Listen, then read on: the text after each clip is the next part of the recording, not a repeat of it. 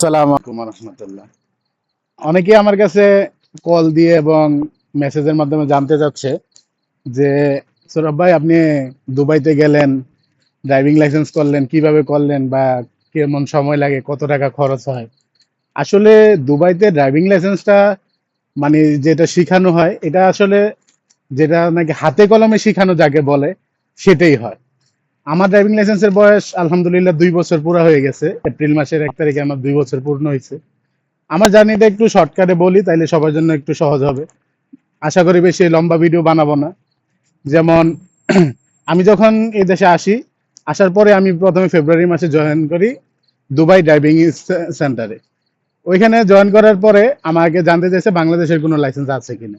তো আমি দেখাইছি আমার লাইসেন্সটা 8 বছরের পুরনো লাইসেন্স ছিল, যার কারণে 8 বছরের পুরনো লাইসেন্স হওয়ার কারণে দেখা গেছে আমাকে ওরা প্রায় 50% ক্লাস মাফ করে দিচ্ছে, দিয়ে আমাকে 14 ঘন্টা ক্লাস করতে বলছে। মানে 14টা ক্লাস, প্রত্যেকটা ক্লাস 14টা না, 28টা ক্লাস, মানে আধা ঘন্টা করে 28টা ক্লাস, 14 ঘন্টা। 14 ঘন্টা ক্লাস শেষ করলাম, পার্কিং এর টেস্ট এবং সমস্ত কিছু আমি আলহামদুলিল্লাহ 2 মাসের মধ্যেই শেষ করে ফেলছি। ফাইনাল টেস্ট যাইতে যাইতে আমার 2.5 মাসের মতো সময় লাগছে, এবং 2.5 মাসের মাথায় মানে এপ্রিল মাসের 1 তারিখে আমি আমার লাইসেন্স হাতে পেয়ে যাই। আর খরচের কথা যেটা অনেকে জানতে চায়, যদি আপনার মেধা ভালো থাকে খরচ বেশি হবে না।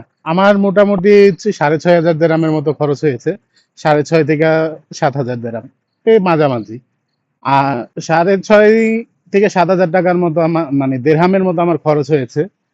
আর সেই খরচটা আসলে কারণ এই ভিডিওটা করার পিছনে আমার আরেকটা কারণ আছে, সেটা হচ্ছে যে আমি যখন ড্রাইভিং লাইসেন্স করি তখন আমার হাতে কোনো কাজই ছিল না, কোনো কাজই আমার হাতে ছিল না। তখন আমি কি করব, যা পাই যে কোনো কাজ পাই আমি করতে রাজি ছিলাম। হ্যাঁ, এখন যেখানে দাঁড়াই আছি, আমি এখানে এসে রাত্রেবেলা ইলেকট্রিক্যাল কাজ করছি এই ইবনে বাতুতা সেন্টারের মধ্যে করে।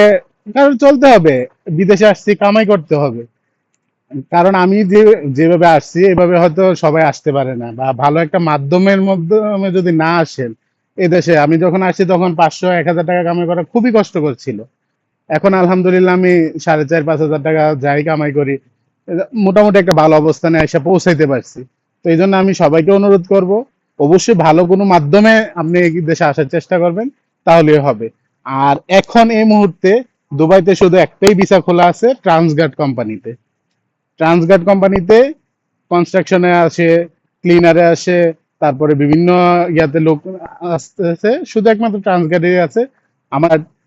তারপরে construction helper, security guard, aircraft cleaner, airport cleaner, aircraft attendant, এবং অনেকগুলা পোস্ট আছে ট্রান্সগার্ডের মধ্যে।